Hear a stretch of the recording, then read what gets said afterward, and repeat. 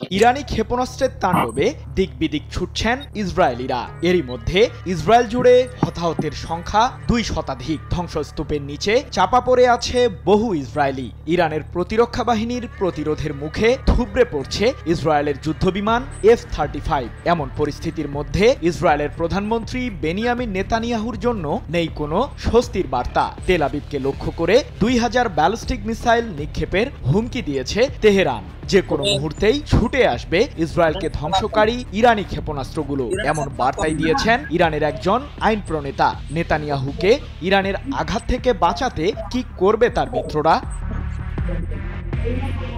সামরিক কর্মকর্তা ও পরমাণু বিজ্ঞানীদের হত্যার প্রতিশোধ নিতে ইসরায়েল জুড়ে ব্যাপক ব্যালিস্টিক ক্ষেপণাস্ত্র হামলা চলমান রেখেছে ইরান। অপারেশন ট্রু প্রমিস 3-র অংশ হিসেবেই এসব হামলা পরিচালনা করছে ইরানের সর্বোচ্চ প্রতিরক্ষা বাহিনী IRGC। তেল আবিব ও হাইফা জুড়ে চালানো ইরানি হামলায় এখন পর্যন্ত 200-রও বেশি ইসরায়েলি হতাহত হয়েছেন। ইরানকে লক্ষ্য করে পাল্টা আক্রমণ চালাচ্ছে ইসরায়েলও। তবে দুই পক্ষের হামলায় বিস্তর পার্থক্য দেখা যাচ্ছে।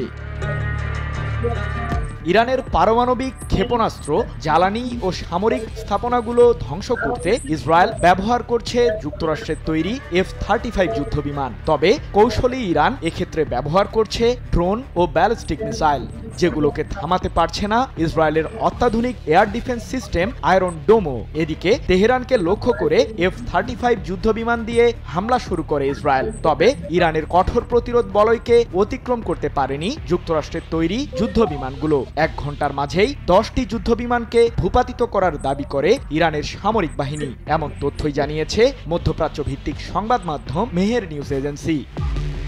টানা 7মবারের মতো বেস্ট টিস্যু পেপার ব্র্যান্ড হিসেবে স্বীকৃতি পেয়েছে বসুন্ধরা টিস্যু। ইরানের নিরীহ মানুষদের উপর ইসরায়েলি হামলা বন্ধ না হওয়া পর্যন্ত নেতানিয়াহুর আস্তানা লক্ষ্য করে ক্ষেপণাস্ত্র ছুড়েই যাবার ঘোষণা দিয়েছে তেহরান। সেই সাথে 2000 ব্যালিস্টিক মিসাইলের বহর দিয়ে তেল আবিবকে গুড়িয়ে দেওয়ার হুমকি দিয়েছেন ইরানের পার্লামেন্টের আইন প্রণেতা আহমেদ বকশায়েশ আরদেস্তানি।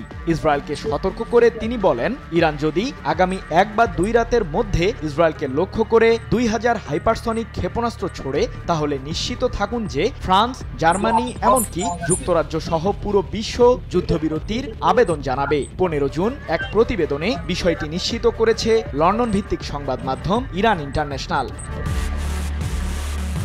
এমন উত্তপ্ত পরিস্থিতির মাঝে মধ্যপ্রাচ্যে বিপুল সংখ্যক যুদ্ধবিমান মোতায়েনের ঘোষণা দিয়েছেন যুক্তরাজ্যের প্রধানমন্ত্রী কিয়ার স্টারমার। তিনি বলেন, আমরা ইতিমধ্যেই অঞ্চলটিতে যুদ্ধবিমান সহ সমরাস্ত্র মোতায়েন করেছি। মধ্যপ্রাচ্য জুড়ে নিজেদের সামরিক আস্তানাগুলোকে সুরক্ষা দিতেই এমন পদক্ষেপ নিয়েছে যুক্তরাজ্য, জানান প্রধানমন্ত্রী কিয়ার স্টারমার। এক প্রতিবেদনে বিষয়টি নিশ্চিত করেছে ব্রিটিশ সংবাদ মাধ্যম BBC।